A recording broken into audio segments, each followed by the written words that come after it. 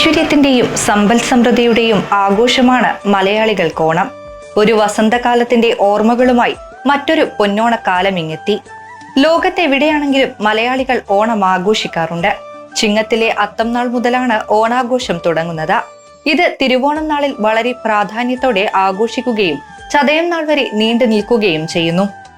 പണ്ടുകാലത്ത് മലയാളികൾ കൂട്ടുകുടുംബ വ്യവസ്ഥിതിയിലാണ് ഓണക്കാലം കൊണ്ടാടിയിരുന്നത്. ഓണക്കാലത്ത് വീട്ടിലെ അംഗങ്ങളെല്ലാം ഒത്തുകൂടാൻ തറവാട്ടിലേക്ക് എത്തും. എന്നാൽ ആ കാലഘട്ടത്തിലുള്ള ഓണമാണോ പുതുതലമുറ ഇന്ന് അനുഭവിക്കുന്നത്?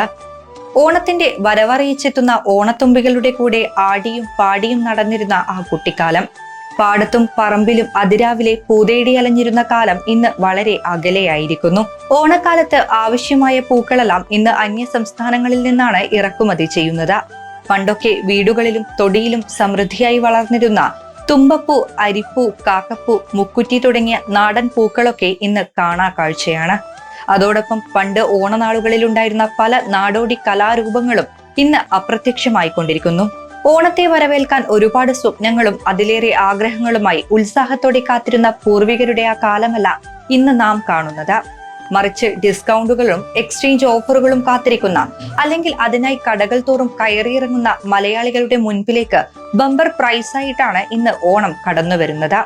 ഓണത്തപ്പനും ഓണപ്പാട്ടുകളും ഓണക്കളികളും ഇന്ന് പരസ്യങ്ങളിൽ മാത്രമായി ഒതുങ്ങിക്കൊണ്ടിരിക്കുന്നു.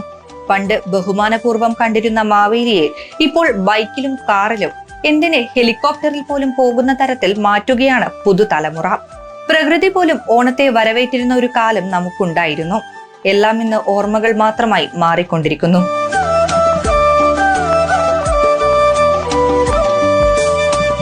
പുതുതലമുറയ്ക്ക് ഓണത്തിന്റെ പ്രാധാന്യം മനസ്സിലാക്കിക്കൊണ്ട് ആ പഴയ തനിമ നഷ്ടപ്പെടാതെ കാത്തു സൂക്ഷിക്കേണ്ടത് നമ്മുടെ കടമയാണ്.